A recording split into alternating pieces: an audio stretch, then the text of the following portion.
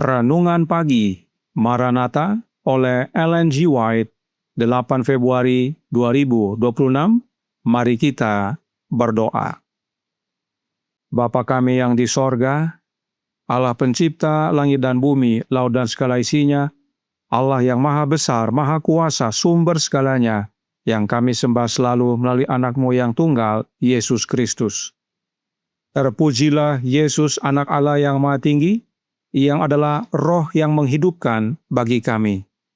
Pada pagi hari ini kami bersyukur boleh bangun dan berbakti dan sebagaimana membaca dan mendengarkan nasihat firman-Mu, kiranya ini menjadi pembaharuan bagi kami semua agar memiliki kemerdekaan moral di dalam Yesus.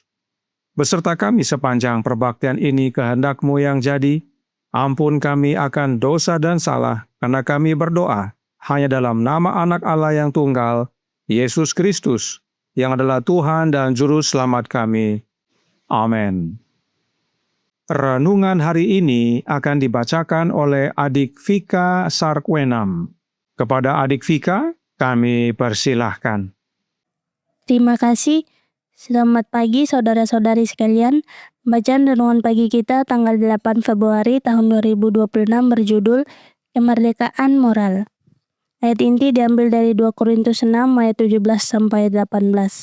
Sebab itu keluarlah kamu dari antara mereka, dan pisahkanlah dirimu dari mereka, firman Tuhan, dan janganlah menjamah apa yang najis, maka aku akan menerima kamu.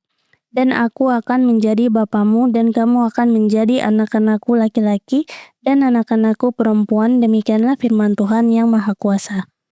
Hari ini banyak orang yang wajahnya tertutup selubung. Selubung itu adalah simpati terhadap kebiasaan dan praktik dunia yang menutupi mereka dari kemuliaan Tuhan. Allah rindu agar kita memusatkan pandangan kita kepadanya sehingga pandangan kita lepas dari hal-hal duniawi. Ketika kebenaran dibawa ke dalam kehidupan praktis, standar harus ditinggikan semakin tinggi untuk memenuhi tuntutan Alkitab. Hal ini akan menuntut penolakan terhadap mode, kebiasaan, praktik, dan pandangan dunia. Pengaruh dunia seperti ombak laut terus menghantam pengikut Kristus untuk menyeret mereka menjauh dari prinsip kelemah lembutan dan kasih karunia-Nya. Tetapi prinsip kita harus berdiri teguh seperti batu karang. Ini memerlukan keberanian moral, dan mereka yang jiwanya tidak tertambat pada batu karang yang kekal akan terseret oleh arus dunia. Kita hanya dapat berdiri teguh bila hidup kita tersembunyi bersama Kristus di dalam Allah. Kemerdekaan moral sangat diperlukan ketika menentang dunia. Dengan menyesuaikan diri sepenuhnya pada kehendak Allah, kita akan ditempatkan pada posisi yang kokoh dan melihat perlunya pemisahan yang tegas dari kebiasaan dan praktik dunia. Kita tidak boleh meninggalkan standar hanya sedikit di atas standar dunia, tetapi harus membuat perbedaan itu jelas dan nyata. Mencapai harta yang tak ternilai, yaitu hidup kekal, bukanlah perkara mudah. Tidak seorang pun dapat melakukannya sambil hanyut mengikuti arus dunia. Ia harus keluar dari dunia, memisahkan diri, dan tidak menjamah yang najis. Tidak seorang pun dapat bertindak seperti orang dunia tanpa akhirnya terseret oleh arus dunia. Tidak seorang pun akan maju ke atas tanpa usaha yang tekun. Barang siapa ingin menang harus berpegang teguh pada Kristus. Ia tidak boleh menoleh ke belakang, tetapi harus terus menatap ke atas, memperoleh kasih karunia demi kasih karunia. Kewaspadaan pribadi adalah harga keselamatan. Kesudahan segala sesuatu sudah dekat. Kini dibutuhkan orang-orang yang bersenjata dan siap berjuang bagi Allah. Demikianlah bacaan renungan kita pada pagi hari ini. Terima kasih dan Tuhan Yesus memberkati kita semua. Terima kasih atas penata layanan Adik Vika. Tuhan Yesus memberkati. Selamat pagi saudaraku dalam Tuhan. Renungan pagi hari ini menyatakan dengan jelas cara untuk mengalami kemerdekaan moral. Mari kita baca kembali dalam Maranatha, halaman 47 paragraf 3. Dikatakan, tetapi prinsip kita harus berdiri teguh seperti batu karang. Ini memerlukan keberanian moral, dan mereka yang jiwanya tidak tertambat pada batu karang yang kekal akan terseret oleh arus dunia. Kita hanya dapat berdiri teguh bila hidup kita tersembunyi bersama Kristus di dalam Allah. Kemerdekaan moral sangat diperlukan ketika menentang dunia. Dengan menyesuaikan diri sepenuhnya pada kehendak Allah, kita akan ditempatkan pada posisi yang kokoh dan melihat perlunya pemisahan yang tegas dari kebiasaan dan praktik dunia. Mereka yang berdiri teguh, yang memiliki kemerdekaan moral, yaitu dengan hidup tersembunyi bersama Kristus di dalam Allah. Apakah maksudnya hidup kita tersembunyi bersama Kristus di dalam Allah? Kita baca tulisan Paulus, sebab kalimat hidup tersembunyi bersama Kristus di dalam Allah berasal dari tulisan Paulus yang terdapat dalam Kolose 3 ayat 3 dan 4 yang berkata, "Sebab kamu telah mati dan hidupmu tersembunyi bersama dengan Kristus di dalam Allah. Apabila Kristus yang adalah hidup kita menyatakan diri kelak, kamu pun akan menyatakan diri bersama dengan Dia dalam kemuliaan." Hidup tersembunyi bersama Kristus di dalam Allah artinya Kristus menjadi hidup kita. Bukan lagi kita yang hidup, tetapi Kristus yang hidup di dalam kita. Itu sebabnya Paulus berkata, "Sebab kamu telah mati dan hidupmu tersembunyi bersama dengan Kristus di dalam Allah." Dan ini berhubungan dengan kehidupan kekal. Roh Nubuat berkata tentang ayat ini dalam The Desire of Ages, halaman 787 paragraf 1. Bagi orang percaya, kematian hanyalah masalah kecil. Kristus berbicara tentang hal itu seolah-olah itu tidak penting. Sesungguhnya, barang siapa menuruti firman-Ku, ia tidak akan mengalami maut sampai selama-lamanya. Bagi orang Kristen, kematian hanyalah tidur, saat hening dan gelap. Kehidupan tersembunyi bersama Kristus di dalam Allah, dan apabila Kristus yang adalah hidup kita menyatakan diri kelak, kamu pun akan menyatakan diri bersama dengan Dia dalam kemuliaan. Yohanes 8 ayat 51 dan 52, Kolose 3 ayat 4. Inilah pentingnya untuk hidup kita tersembunyi di dalam Yesus.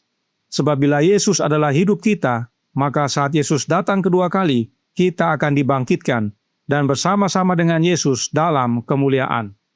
Inilah dasarnya Paulus tidak takut mati.